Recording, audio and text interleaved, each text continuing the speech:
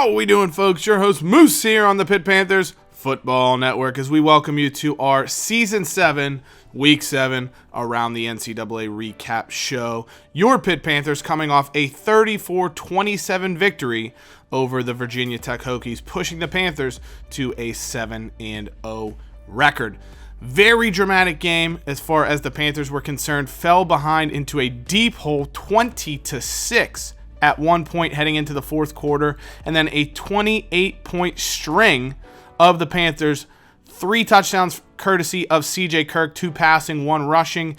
Davion Reynolds getting into the action with a huge run. Ceno Rogers both making a huge play in the option game as well as catching a touchdown pass, pushing the Panthers to a 34-20 lead, and then they hold off the Hokies, who do get 1 late touchdown but are unable to recover the onside kick. So pretty complete game from the Panthers. They were 46% completing on third down, 25% from the defense's perspective.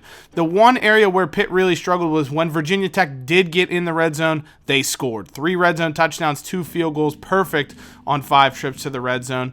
Whereas the Panthers, good in the red zone, 3 touchdowns in 5 trips, but still a little bit of inefficiency. The one thing to be very, very happy about for Pitt, no turnovers in this game. No fumbles, no interceptions from CJ Kirk, who had a modest game by his passing standards, but of course he added the rushing touchdown. He looked very good in the read option game when Pitt did use it.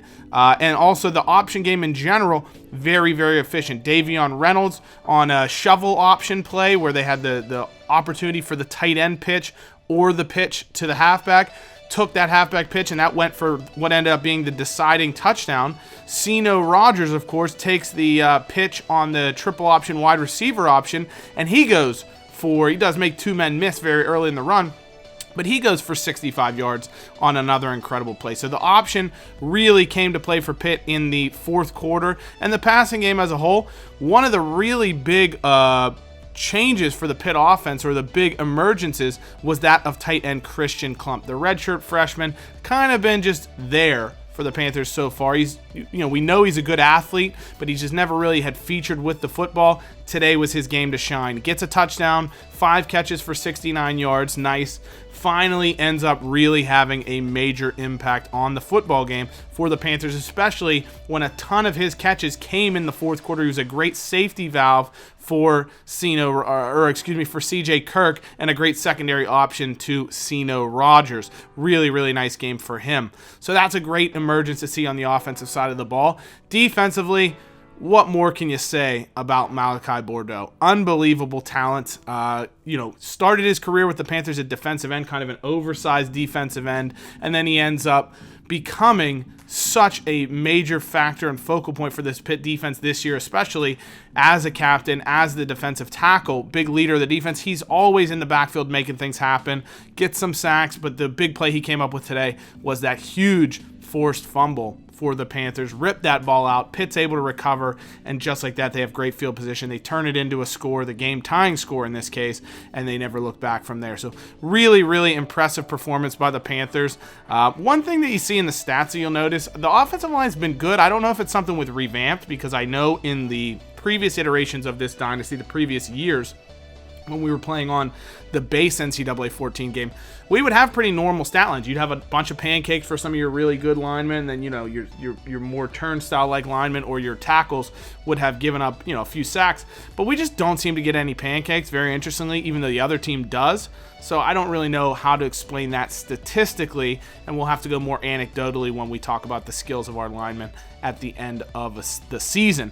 So after this week, really, really great event for the Panthers, and we'll talk about that more at the end of the episode. But let's look around the country before we get back into our Panthers here. North Carolina escapes Georgia Tech's upset alert. Clemson blows out Boston College. TCU does knock off Duke in overtime. Louisville, another team to escape an upset to a much more inferior team. They just escape against Virginia.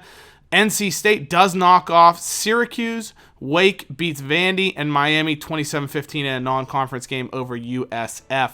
The Hurricanes at number 23 in the rankings. And there was so much action this week from a top 25 point of view. USC escapes upset alert 20-17 over Arizona. Cincinnati, of course, led by our old friend AC Reese. Big win for them, and Reese, what a huge game for him. 121 yards rushing. I mean, he's just really kind of done it all for them. He's been a great add-in. He works very well with that Andre Cantrell, their running back. Dustin Wolf, the receiver's been very good. So Cincy's looking very dangerous this year. Another team that's incredibly dangerous, so many weapons, is LSU. Jacoby Sutton, probably going to win the Biletnikoff. Raheem Boone, 2 touchdowns. He's a freshman. Kai Brooks-Jennings, 3 rushing touchdowns. He's a freshman. Kelly Colio, their quarterback's a junior. He could win the Heisman. Who knows? Very, very impressive. Oklahoma does win here this week. Interestingly, Taylor Savage actually left. I don't believe it's a long-term injury. He should be back next week, but he did come out of the game with injury. Hale comes in and has a great performance, leads Oklahoma to a victory over Texas, helps them hold off the Longhorns for the defending national champions. Iowa State 5-0, huge upstart team led by Michael Robinson, not he of Penn State fame, but you have this Iowa State stud quarterback, 3 rushing touchdowns, a passing touchdown, over 400 yards of offense for him in what probably should win Big Ten Player of the Week. Huge game there. Ohio State beats Rutgers. Ole Miss knocks off Texas A&M. Baylor falls from the ranks of the unbeatens with an upset loss to Kansas State. And in what was the game of the week, Michigan, Penn State. What a matchup this was. Steve Tate, the quarterback, ends up throwing for 376 yards and 4 TDs. Huge game for him. 2 incredible receiving performances. Robinson and Hooper each with 150-plus yards. Hooper 3 touchdowns in the Wolverines' victory. Gigantic game there. And another undefeated has fallen. Cal goes down this time to UCLA, a team that we played earlier in the year and absolutely destroyed. They end up knocking off unbeaten Cal, unbeaten Washington, the Pac-10, or Pac-12, excuse me, not going to make any runs at the playoff if you keep cannibalizing your own teams there. Oregon this time knocks off Washington this time, so Washington no longer unbeaten. We'll see how their week fares for them. Nicholas Engel from UTSA ends up winning Offensive Player of the Week. I mean, a decent game for him, but some really, really good performances around the country that we already talked about. Shane Park, senior quarterback for Florida State, comes back. 5 touchdowns, 322 yards in their victory over Nevada. And Joe Leach, safety with a couple of interceptions, gets them NCAA Player of the Week. Now, as far as NCAA Player of the Year, the Heisman is concerned, you can see it's very halfback heavy in the top 5 right now. Bo Brown, Dre Sears from Oregon, Fry from Cal moves up into the top spot in spite of Cal's loss. He had a nice game there. Jonathan Thomas, the Oklahoma State quarterback, the lone QB in the top 5. But I think there could be some quarterbacks moving forward depending on how the season shakes out. Top 5 right now, Alabama, Ohio State, LSU, Oklahoma State, Iowa State, and then Cincinnati in the 6th spot, all unbeatens at this current moment in time. Clemson 7, USC 8, Penn State 9. They fall back there after their loss to Michigan. Oklahoma up to 10 after the big win over Texas. They hop over a couple of schools. Washington falls back to 12. Michigan jumps up to 13 with their win over Penn State. So you can see a bit of movement. Not many unbeatens. There is one team that is still unbeaten that we're finally going to see in the rankings, though, and that's going to be your Pitt Panthers, who are going to emerge into the coaches poll at the number 23 spot, finally getting some respect after a dominating start to the season. 7-0. I mean, 7-0 is 7-0. Some of the wins have not looked as good as others. Panthers have been extremely turnover prone.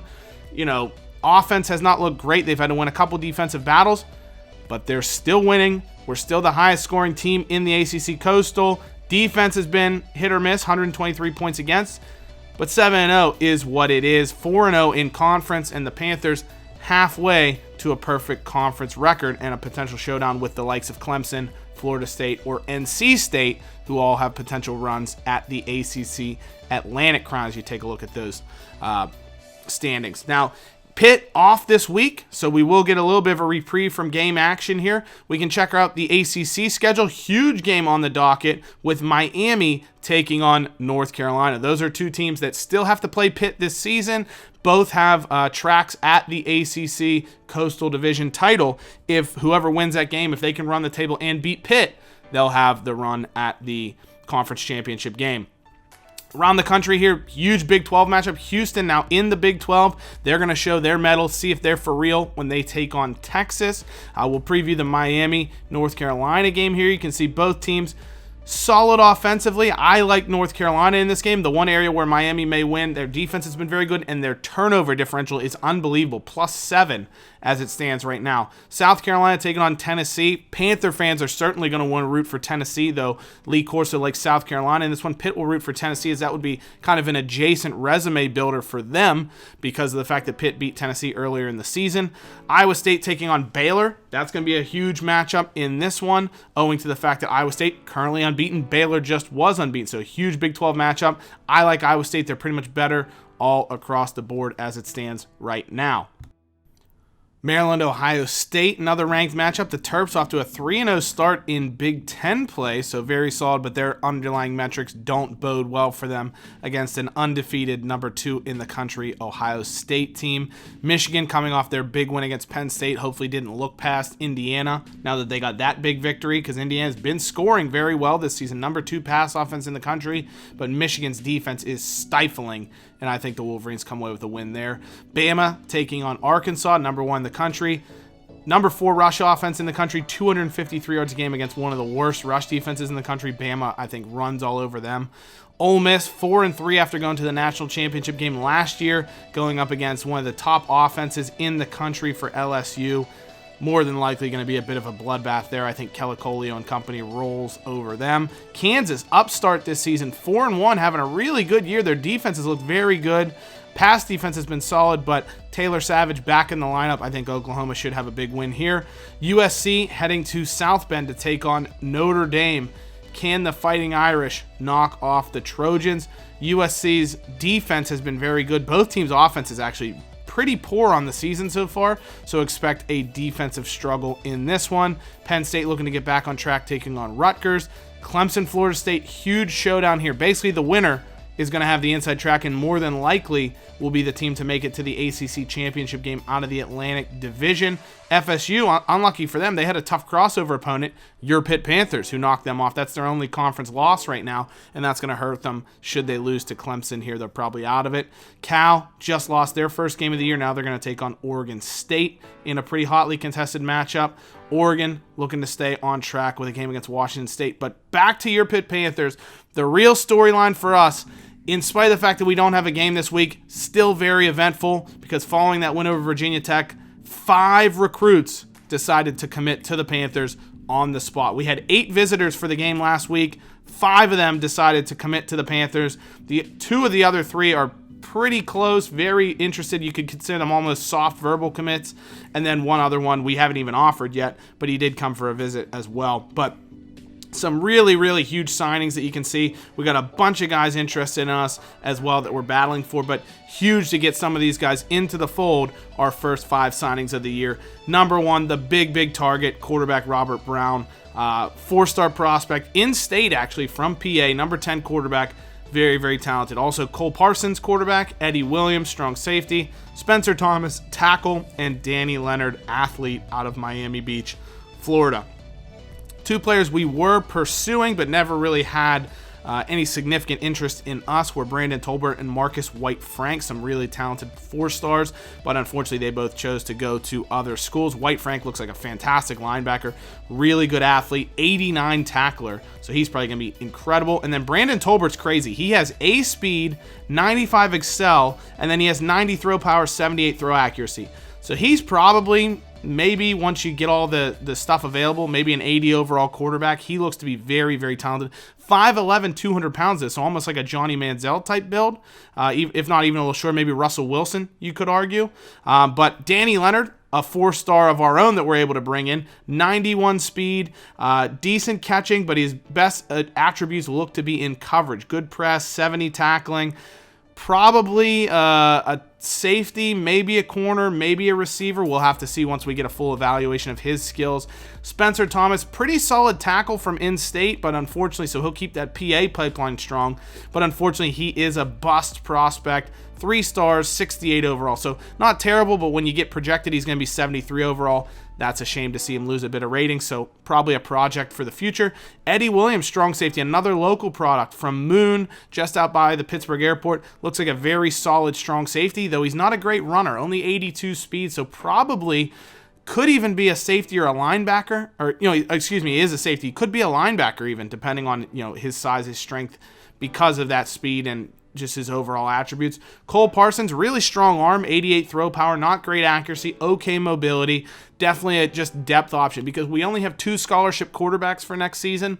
That would be CJ Kirk, of course, and Austin Penny. Noah Brooks will graduate. So bringing in 2 quarterbacks was always a good move in this class. Parsons is a good depth option. Robert Brown is the stud. He's like CJ Kirk 2.0. You'd almost have to add 89 speed already, which I think would be better than what Kirk started with.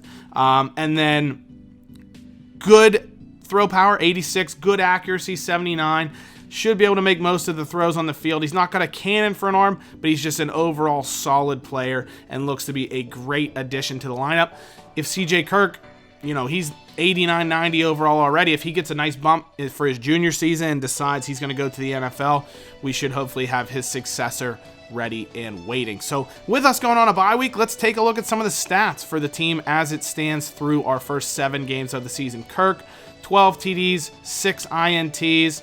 Pretty decent for him so far. Reynolds leading us in rushing, 746 yards, so over 100 yards a game. Kirk has added great, options in the option game, as has Ceno Rogers. 7 yards a carry, just about 3 touchdowns for our slot wide receiver, who just comes in and makes tons of plays for us. He uses that speed and elusiveness, and that's why he's our leading receiver as well. Came out of nowhere kind of in the offseason. 35 receptions now, over 500 yards, 5 touchdowns for the redshirt freshman. I mean, it's not often you see a guy come in 87 overall his second year on campus, first year as a contributor.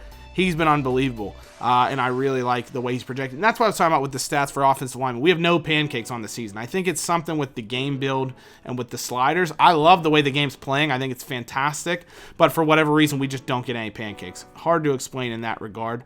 You can see defensively, Matt Emery's been very good getting after the football. Darion Mitchell, I think, has been unbelievable. He was horrific his first year as a starter last year. Not horrific, but really underwhelming for his ability level, and he's been incredible this year. Leads us in tackles for loss, added some sacks as well. Malachi Bordeaux, we talked about how much of a disruptor he is from the middle, and Jalen Hills just gets sacks. He had 7 last year. He's got 9 this season already in just 7 games, so he's off to a great start. Damian Vector, couple of interceptions he finally got recently. Granger has 4 deflections. He's been very good in that regard. The one thing I will say is Vector doesn't have any deflections for whatever reason, but I think Damian Vector has been probably our best cover corner. I know Whaley has a couple deflections, but I think Vector's been way better defensively than him in that regard. Another thing to see, Bordeaux, 3 forced fumbles on the season. That's the one I'm talking about with the impact that he's had. Johnny Midday, 18 made field goals already in just 7 games. That's almost 3 a game. That's incredible. He's been so good, so reliable for us. Love what he's offered. Feldman, as a true freshman, has been okay as far as punters are concerned. Nothing to write home about, but nothing bad for sure. Midday, I think, should win the Grozo Award. He's been incredible. So great start to the season.